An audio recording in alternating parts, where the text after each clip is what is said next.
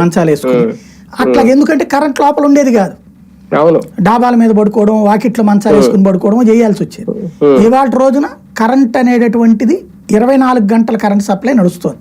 మధ్యలో లోకల్గా supplies problem ప్రభుత్వాల యొక్క ఆలోచన తప్పి ఇప్పుడు ఏమైపోతుందయ్యా అంటే దేశవ్యాప్తంగా ప్రపంచ దేశాలకు సంబంధించిన కార్పొరేట్ కంపెనీలన్నీ ఈ రంగంలోకి అడుగుపెట్టడానికి సిద్ధపడ్డాయి. ఎందుకు?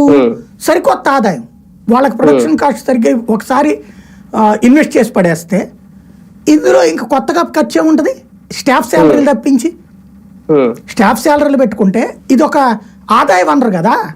విండ్ కరెంట్ కానీ, విండ్ కరెంట్ తక్కువ వస్తుంది కానీ సోలార్ పవర్ ఎక్కువ వస్తుంది.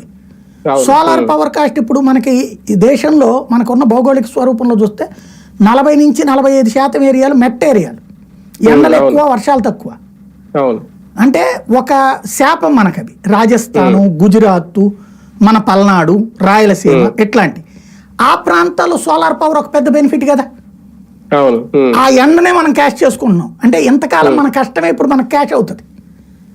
దాంతో పాటు ఈ సోలార్ పవర్లు ఎప్పుడైతే పెరుగుతున్నాయి అంటే దేశంలో ప్రొడక్షన్ విపరీతంగా పెరిగిపోతుంది, గిగావాట్ల కొద్ది పెరిగిపోతుంది.